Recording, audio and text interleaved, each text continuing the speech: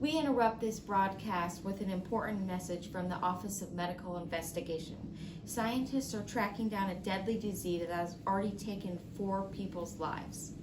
After several people in the area hospitals died from rapidly developing pneumonia, the Office of Medical Investigation has taken action to figure out what is causing this outbreak. Joining me now is Shannon, a scientist who is working on solving this investigation. What can you tell us? Well, based on the symptoms of the patients, we created a list of possible agents responsible. These included viruses, bacteria, and toxins. After comparing the symptoms to the various agents, we were able to narrow down our list to just a few possible culprits. Working with ecologists and social psychologists, we had additional information that led us to our likely suspect. Because all of our patients lived in similar conditions where rodents, especially the deer mouse, were found, we strongly believe that the infectious disease we were looking for was the Hantavirus. We used the ELISA procedure to confirm our suspicions. Speaking of rodents, I believe we have the lab rats waiting to explain this procedure. The enzyme-linked immunosorbent assay, or ELISA, works by identifying antigen and antibody reactions. The antigen is the infectious agent and the antibody is the protein that the body creates to fight the antigen. Antibodies are very specific to the antigen. We use the direct sandwich ELISA method. It uses 2 types of antibodies. One is the coding antibody and the other is a detection antibody. Both antibodies bond to the same very specific antigen. We first used a micropipette to add 50 microliters of the coding antibodies into the wells of a microtiter plate. Coding antibodies were developed in the lab so they can adhere to the walls of the well and provide an attachment site for the antigens.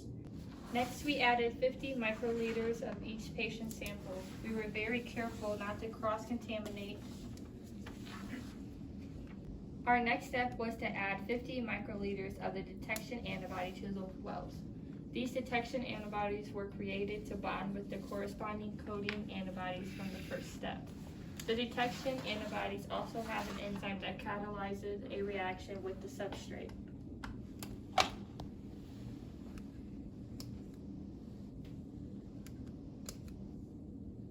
In the final step, we added 5 drops of the substrate to each well. A change of color in the well indicates a positive result for the presence of the antigen. The substrate bonds to the enzyme attached to the detection antibody. A chemical reaction causes the color change, but only if the 2 lab antibodies bond with each other. In this case, we observed a color change for the Hantavirus, just as we suspected.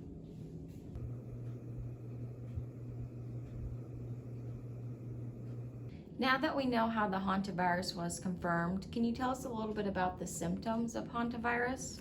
The Hantavirus usually begins with flu-like symptoms like fever, dry cough, headache, and generalized weakness.